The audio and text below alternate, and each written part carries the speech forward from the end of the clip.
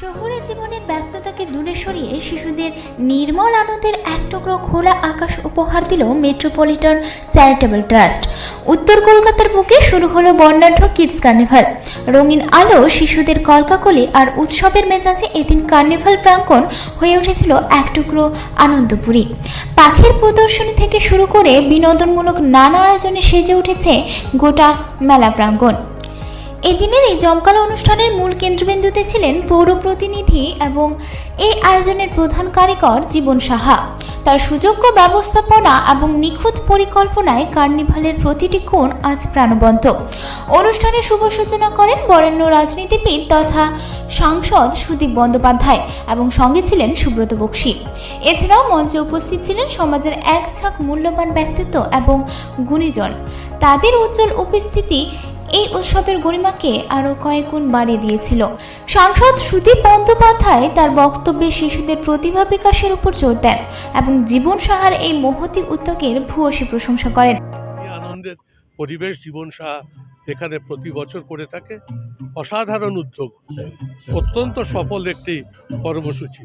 আমরা এই বয়সেও শিশুদের উৎসবে এসেছি, মনে খুব আনন্দ নিয়ে যাচ্ছি। এখানে ওয়াকেথন হবে, সব মিলিয়ে এই কর্মসূচি সফল সার্থক। জীবনকে ধন্যবাদ। মূলত শিশুদের মানসিক বিকাশ ও সামাজিক মেলবন্ধনের লক্ষ্যে জীবন সাহার এই বিশেষ প্রয়াস। শুধুমাত্র একটি কার্নিভাল নয়, মেট্রোপলিটন চ্যারিটেবল ট্রাস্টের এই উদ্যোগ আগামী প্রজন্মের জন্য এক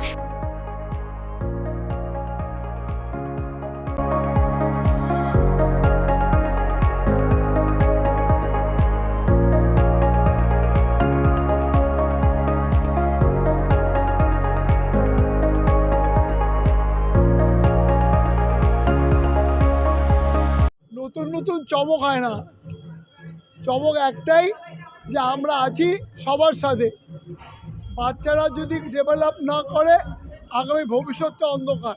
তারা প্রাণ খুলে হাসবে, খেলবে এবং বাস্তবতার মুখোমুখি হবে। তাই তাদের জীবনযাত্রা কী হতে পারে তারই কিছুটা আমরা আলোকপাত করার চেষ্টা করেছি। এতে এতে তাদের নন ফায়ার কুক, বিভিন্ন রকমভাবে আমরা তাদেরকে কাউন্সেলিং করানো, বিভিন্ন কম্পিটিশান করানো, আর্ট অ্যান্ড ক্রাফটেও তাদের মনোবিকাশের ব্যবস্থা করা হচ্ছে। তারা সার্বিক একটা বাচ্চাদের অনুষ্ঠান। সবাইকে আমন্ত্রণ।